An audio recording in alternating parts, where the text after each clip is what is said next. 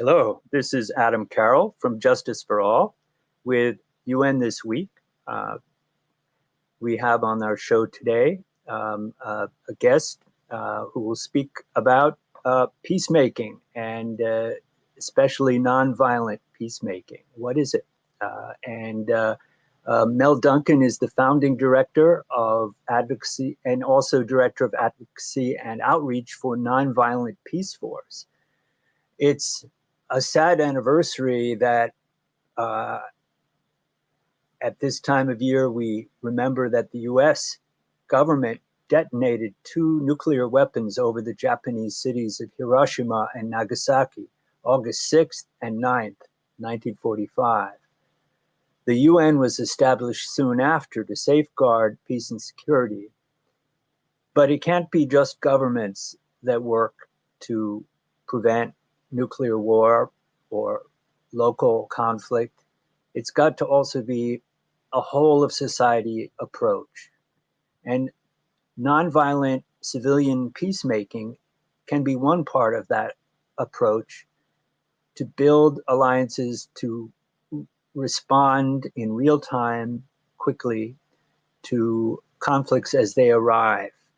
And so we're very happy to have Mel on. I know Mel from meetings at the United Nations. Mel is a co-founder and current director of Advocacy and Outreach for Nonviolent Peace Force, which we're going to call NP, a world leader in unarmed civilian protection. The American Friends Service Committee nominated Nonviolent Peace Force for the 2016 Nobel Peace Prize. In 2018, NP received the Luxembourg Peace Prize.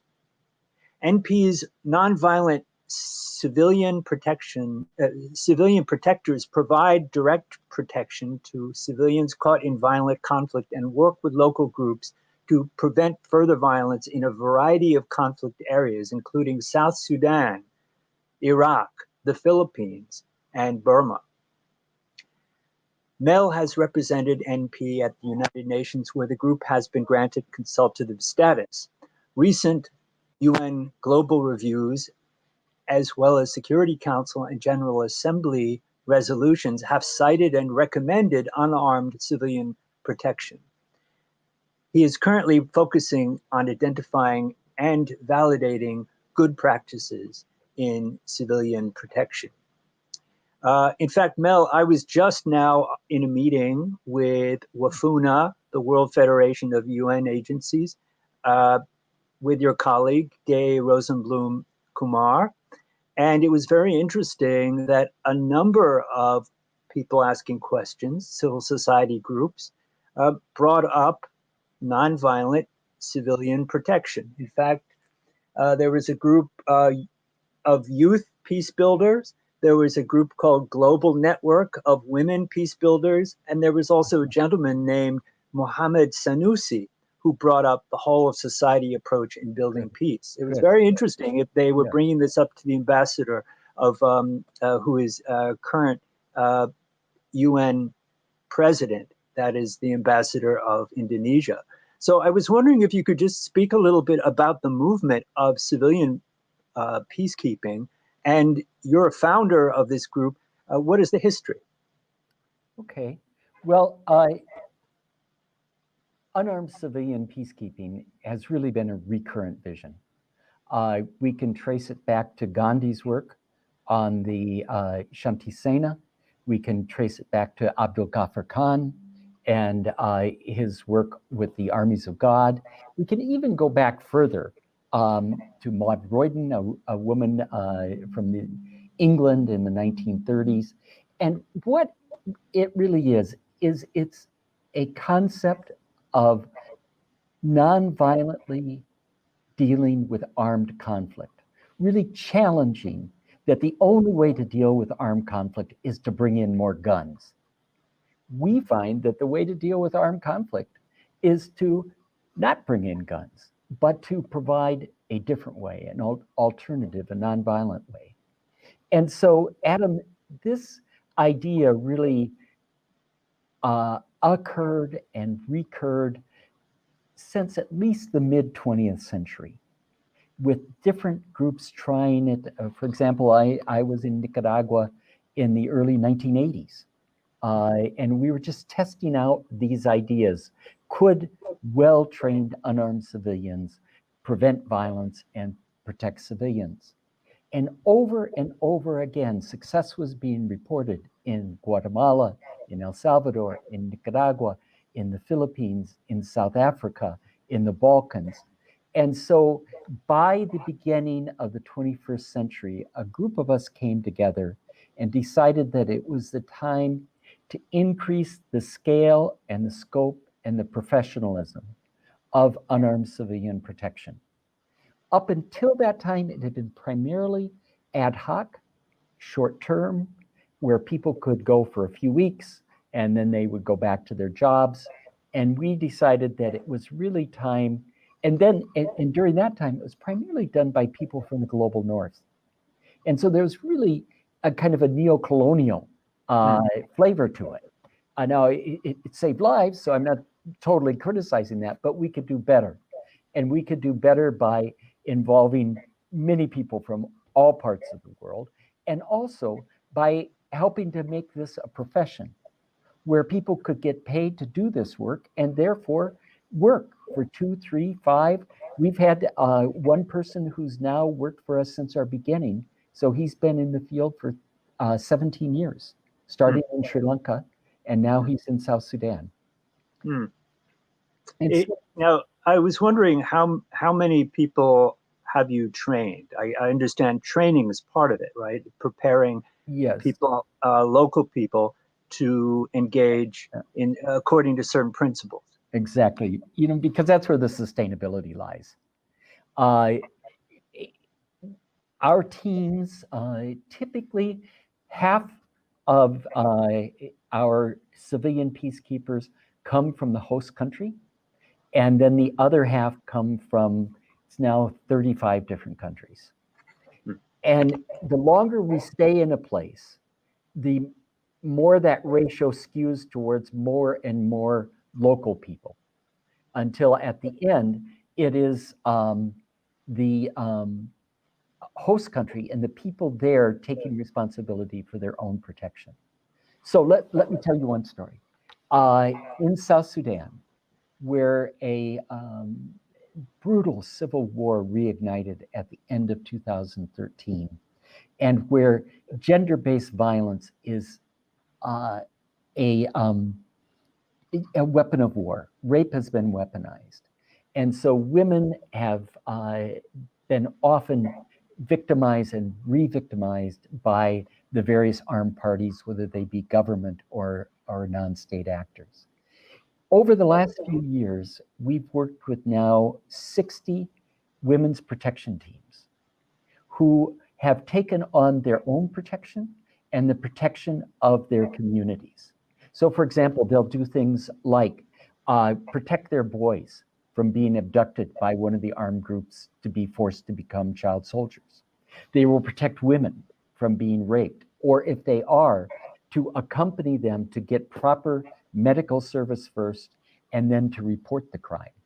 Because if women are not accompanied, they're likely to be arrested for adultery. And so in one case, in the northern part of South Sudan, a women's group that was living in what's called a protection of civilian area, which is like an IDP camp, internal refugee camp. There were 3 women's protection teams working there. There's about 100,000 people who live in that camp. And then 10 kilometers away in the local town, there's another women's protection team. And they decided that it wasn't enough just to react. And so that they would go and walk through the bush to the camp of the main rebel group and meet with the commander. Now, these are women who are traded as part of cattle dowry. And they decided this strategy themselves. We supported them a little bit, but not much. And so they knew if they left from the road altogether, that would attract too much attention. So a few joined the group here, and a few another kilometer later, and a few a couple kilometers later. And they got to the camp, and as our one of our staff said, we footed for 4 hours. And when they got there, they of course were stopped by the guards. And the women said, well, we want to meet with the commander. And the guards told them why that wouldn't happen. And they just said, well, we can just wait. And there were 150 women. And so they got in to see the commander. And the first thing the commander said was, I've never met with a group like this before, which I'm sure was true. And they said to him, and you'll recognize these words from other movements. They said, we're tired. We're tired of our sons being abducted. We're tired of being raped. We want this war to stop. And they engaged what they believed was a genuine dialogue with this commander, who never admitted that his men were raping or abducting children, but committed that they would not do it. And they, after the talk, he gave them a bull as a sign of extreme, a token of esteem, and also arranged for them to be transported home, which probably was in his own interest. But smaller groups have gone back since, and they were telling me that indeed, both the abduction of children did decrease, and the assaults on women from this particular armed group did diminish. And so, but even if that didn't happen, the fact that women who had been treated as property came together, realized their own agency, and then acted on it and did a very courageous thing, reaching across lines, is a victory in itself. And it's that kind of work that is really going to create the sustainable peace. The sustainable peace that then they'll talk about at the UN. It is very courageous. They really did risk their lives to do that. And I've heard of local people in Burma or Myanmar who engage with the military, whatever platoon is stationed near their village, and which has been making life hell for them. Yes, and exactly and actually starting a dialogue and kind of a relationship. And it may not solve the overall political problem, but it does build some possibility of moving beyond the dynamic of conflict, and some possibility of softening, at least, the impact on civilians. I don't know. I think you have programs in Burma. Is that correct? Yes, and what you're describing is very well could be part of the Emerging Women Leaders program, where we've been working with 150 grassroots local leaders in a variety of states: Kachin, Shan, Cayenne, and Rakhine, on doing that localized peace building and peacekeeping, and doing exactly what you just described, Adam. And there are stories about what you just said that are happening in the most violent places in the world today. And we have to get those stories out, because those are the people who are really the heroes and deserve to be lifted up any chance we get. Last week, or last show that we did, focused on the Philippines, and we spoke about the situation in Mindanao, primarily Muslim region of the Philippines, where there's been conflict. I understand you've been doing work there as well. Yes, that's our longest standing project. We were invited there in 2007. And that's an important point. We typically will only go if we're invited by well-rooted local civil society, because our relationship is civil society to civil society. And in 2009, when there was a peace agreement that was negotiated under then President Aquino, both the government of the Philippines and the Moro Islamic Liberation Front invited Nonviolent Peace Force to be an official part of the ceasefire mechanism and to be officially involved with two local organizations on the civilian protection component. And so what that meant was for 4 years, we had 9 teams across the island who would monitor, verify, report, and intervene if there were any threats on civilians. And it's important that we aren't just monitors. We intervene if there's a threat to the civilians. We don't just write it down and report it to someone. The most important thing that we did was we trained 300 local people who were scattered throughout the area, who did that same thing, who monitored, verified, intervened, reported. And we had to report on a daily basis. So it got a little tedious for 4 years. But because those local people live in the areas that typical ceasefire monitoring teams would visit maybe once, or maybe once every 6 months. But people were living there all day, every day.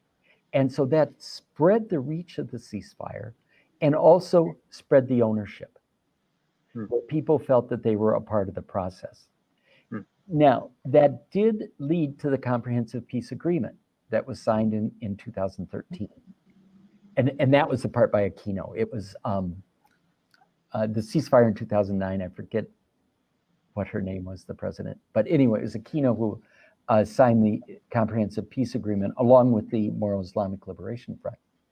And that agreement continues to hang on by a thread and continues to move forward despite all of the human rights attacks that are being undertaken by the government throughout the country. And actually, the attacks are being undertaken by a president who is from Mindanao. Yeah, that's quite something. How would you compare this approach, this concept, with UN peacekeeping? Because UN peacekeeping may have done a great deal of good in some areas, perhaps South Sudan. In other areas, maybe not so much. The reputation is very stained. But it is some part of the UN work which has grown over the last decade and perhaps should be supported. How would you compare the approaches? It's a very different approach to civilian protection. Unarmed civilian protection, what we do, is protection from the bottom up, where UN peacekeeping is protection from the top down. We depend upon relationships and upon connections with local communities. We live and work in the communities where we serve. The UN is not allowed to do that. They have to go back to their compounds every night, and usually when they visit, they have to have force protection with them. We will not go any place. If there are armed groups who want to accompany us, we will refuse that at any time. And that at times makes it a little awkward when our UN colleagues from civil affairs show up, but they've got armed guards with them, and we have to say, we can't go. We can't go with you if you got armed guards, because that really undermines our entire approach. If we have guns, or if we have someone backing up our guns, then we're just delaying the violence. But we're changing the whole equation. And so our ability to protect is based upon relationship building and connections with local communities, where if you're armed, your ability to protect is based much more upon dominance and threat. The kind of peacekeeping that we do requires peace building. And so it sets in motion what needs to be done for any kind of sustainable peace. It does more than just cleave people apart and keep them away from each other. but it looks at how people can come together in their own common good and common protection. It is a very different dynamic, and the only places I've seen the UN peacekeepers, places like Haiti or Macedonia at one point, you see they're all in their fancy Jeeps and SUVs, really very separated from the local population. And I asked one woman selling street food in Haiti, in Cap Haitian, what do they do? And she said, oh, they bring us alcohol. So, which suggests perhaps some, illicit black market activity. Or worse. Or worse. But the kind of approach, and again, we know that the peacekeepers were not very helpful in Srebrenica, as it turned out. Their orders were not to intervene, apparently, and but on the other hand, you only intervene, but in a very particular way, in a very engaged and embedded way. But it does sound risky, and I did think I should ask, have there been situations where you're frankly over your head? Yes. I mean, some of these conflicts can get very intense and very quickly. Conflict dynamics move very fast.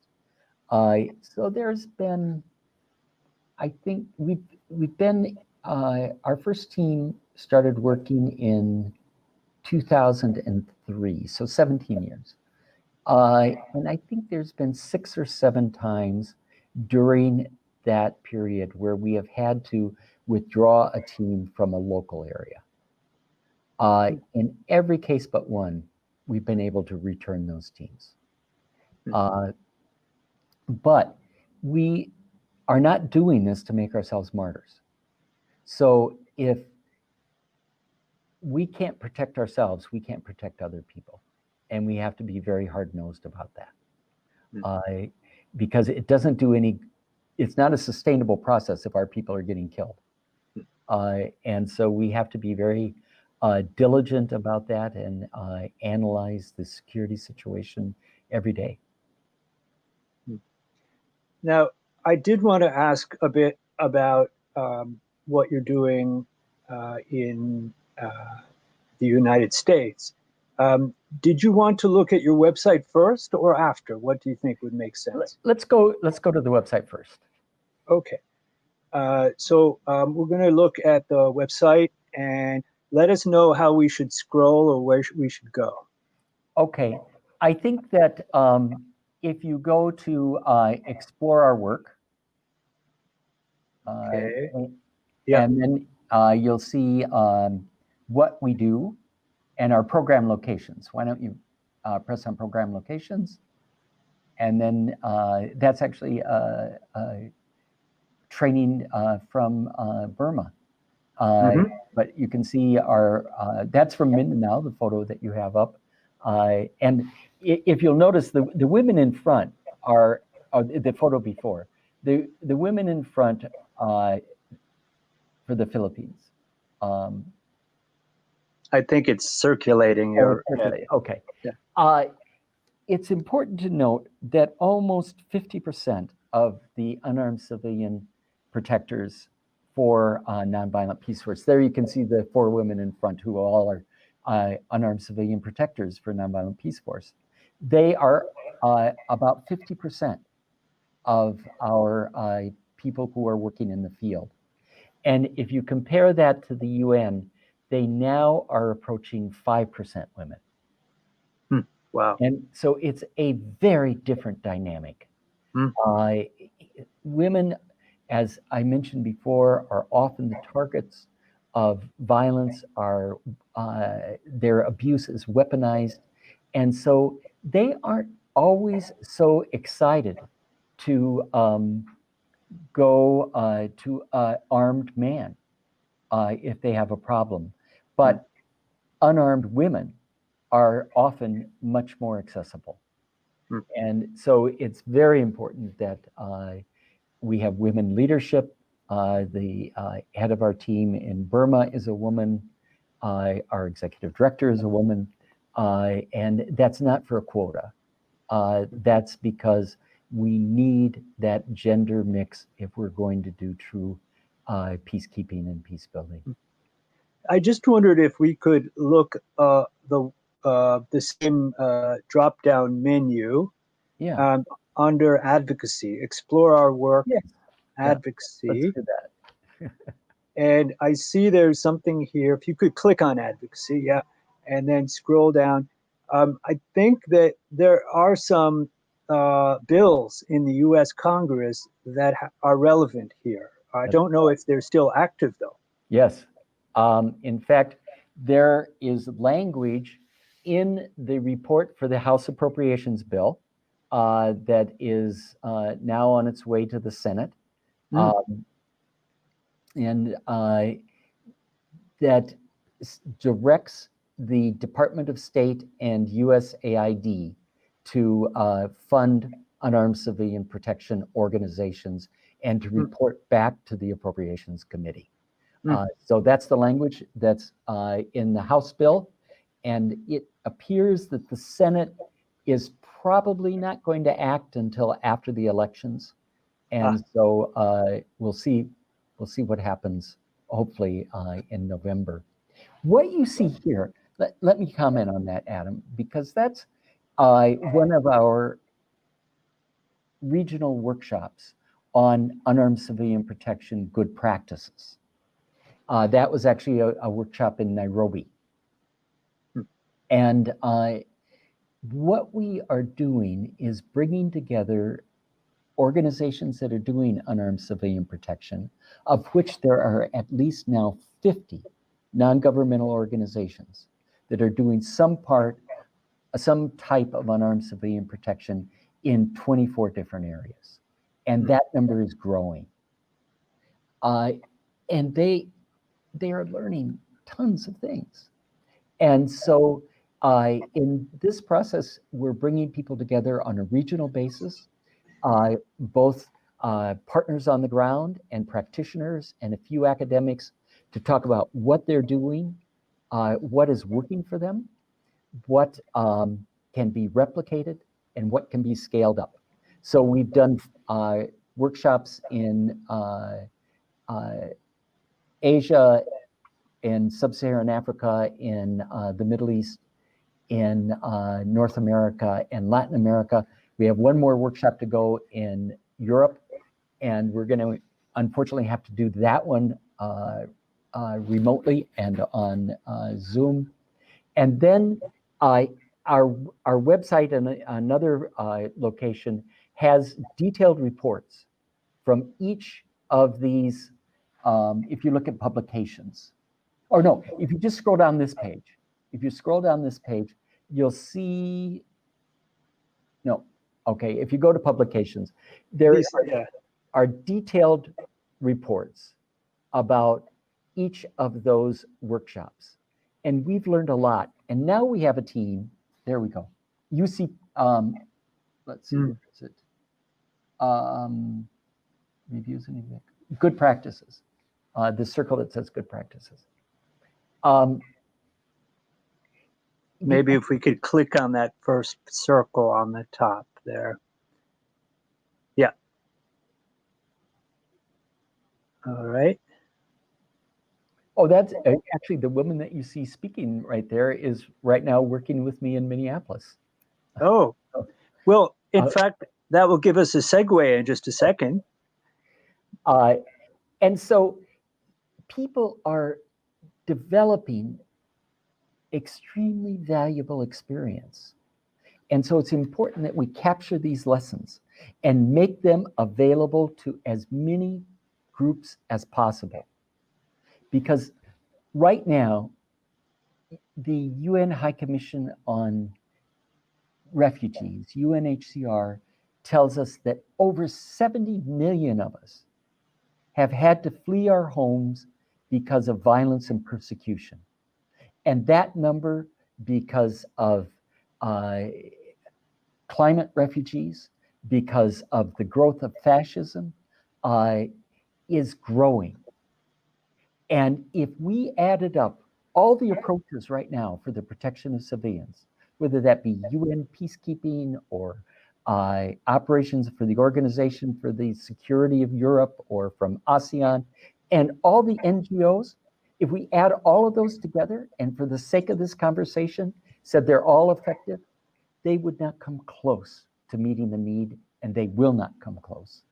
Therefore, we have to disseminate this information of what's working, what can be scaled up, what can be replicated to as many people as wanted, and to let it make it as available as freely as possible. Well, that brings us to a moment where we usually do a station break, and the show is UN This Week, and we'll be right back.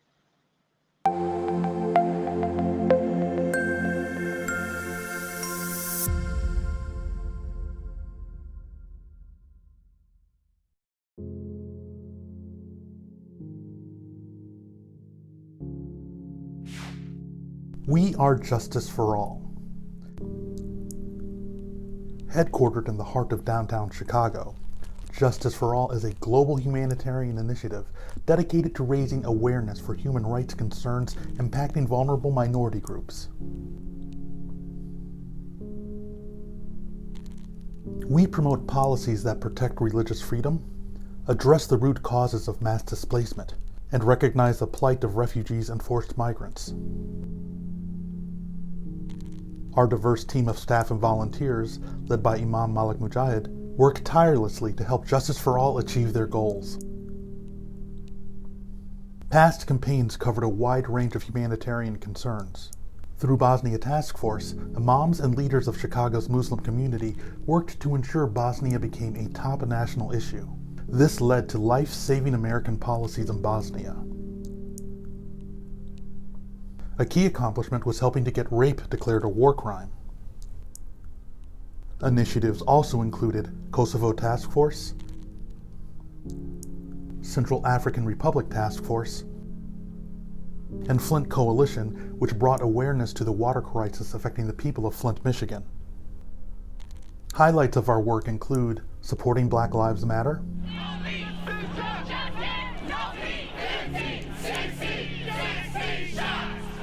Parliament of the World Religions, addressing climate change. So wasteful consumption starts the ruthless production, and that's where we need all the fossil fuel in the world.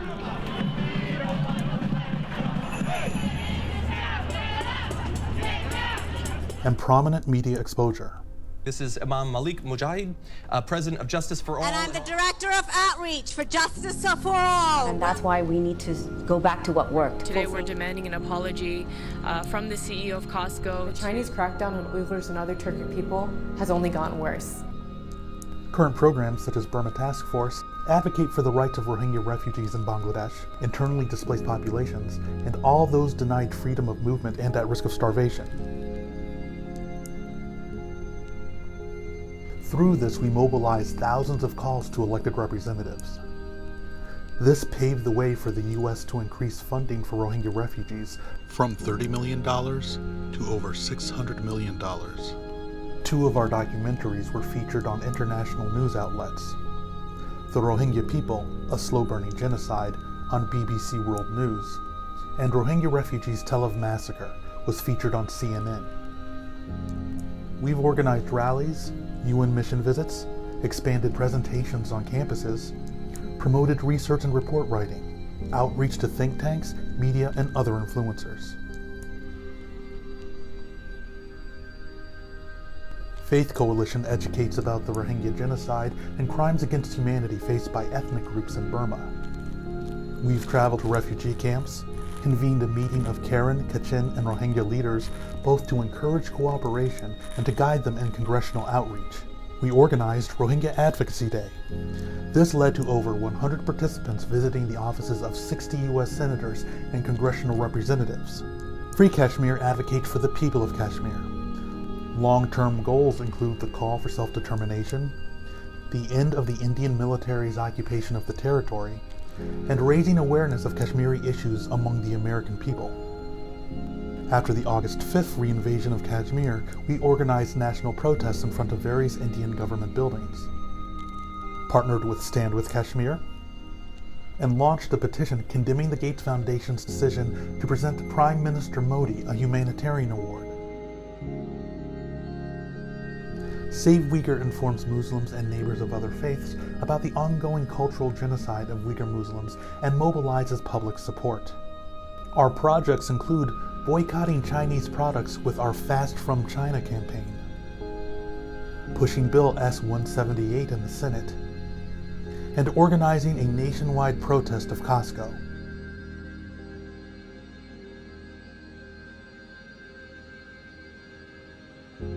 Together, we can continue to stand up for justice.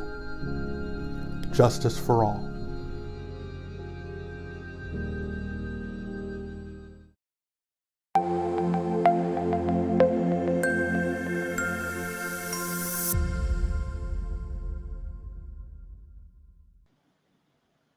Okay, and we're back. This is Adam Carroll from Justice for All, and this is Mel Duncan from Nonviolent Peace Force, or NP. And now we were just looking at the website, but we should also now, I think, focus a bit on what NP is doing in the United States in the wake of widespread outrage about police brutality, about racism. I think that there are certainly opportunities for peace building, and I was wondering if you could speak. Certainly. Tragically, 2 miles from where I'm sitting right now is the site where George Floyd was murdered by a then Minneapolis police officer with the support of 3 other Minneapolis police officers. And that wasn't an isolated event, as we all know. There have been murders and abuse of people of color. This is just modern day lynching. And that's gone on not only in Minneapolis, but we know in all the rest of the United States as well as in other countries. And so what has happened and what we've seen is that for various reasons, first and foremost, good organizing that's been led by Black organizations, and including Black Lives Matter and the Black Visions Collective and otherwise, we've come to a moment in history where there can be a movement. Movements just don't happen. They come as a result of thousands and thousands of hours and thousands of people painstakingly organizing. And then at times there's incendiary moments like what happened here in Minneapolis that will bring the movement into fruition. And that's where we're at right now. There is tremendous opportunity to confront racism and to eliminate racism in this country. And of course, we're seeing a reaction to that, as we saw in Portland 2 weeks ago. The current president is making this his last campaign stand. The others haven't worked. The economy hasn't worked so well for him, and so now it's law and order.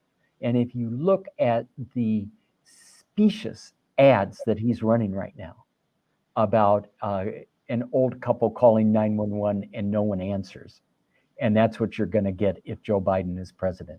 So we know that he's going to try to capitalize on this, and part of the way he's doing it is by sending these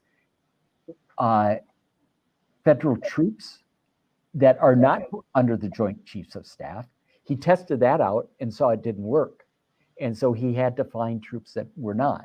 So under Homeland Security and other agencies who are well armed and have already been in Portland, are in Albuquerque right now, and will be deployed to various cities. And Trump has been clear about this.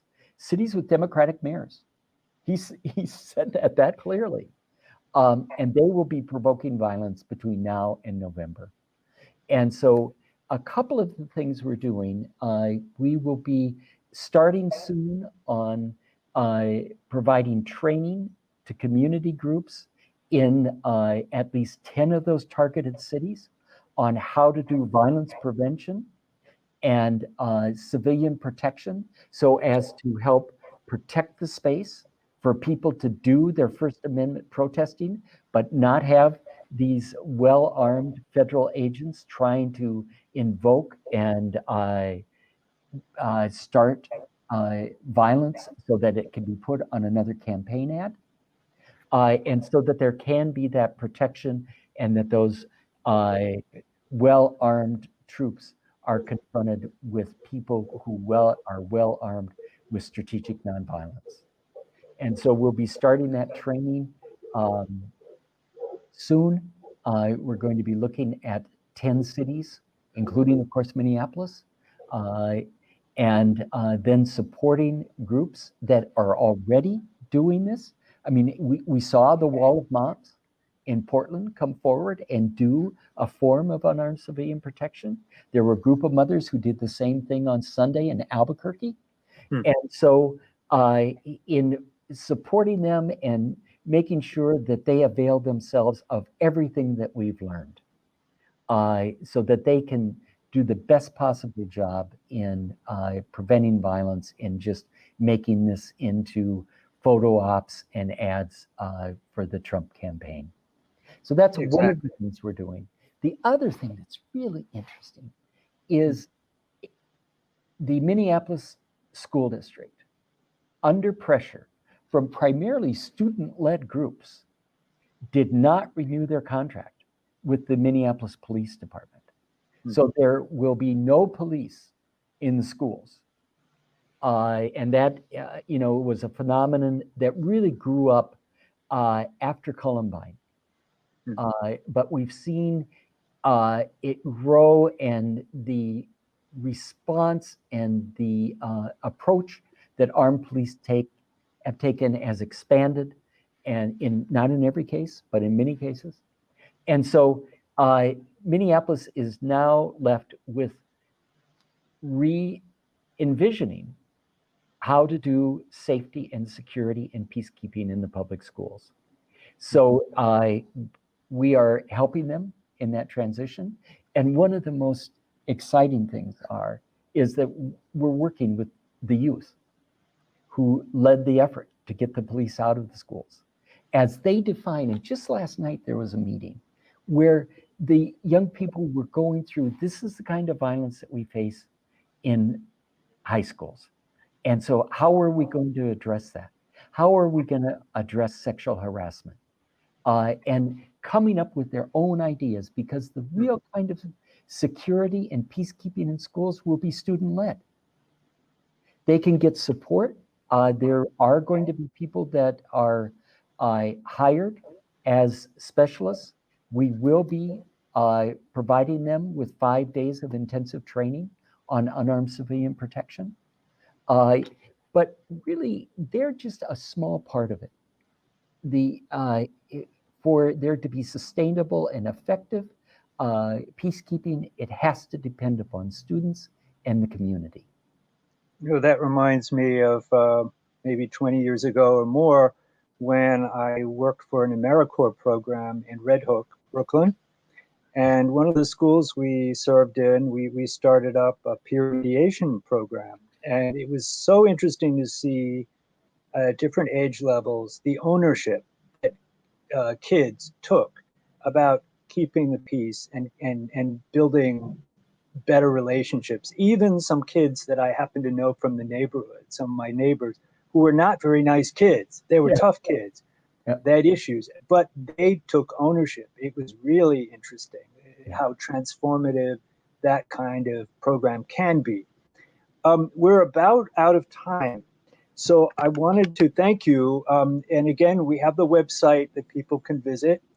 if people want to get involved in their own communities, perhaps find a way to engage in nonviolent peacemaking. And also, as a reminder, we don't have to link this to the Hiroshima, Nagasaki anniversaries, but it is, the next few days. And I did want to post up a couple of links for upcoming events. One is a film that will be linked on our comment section, and I think that will be posted now.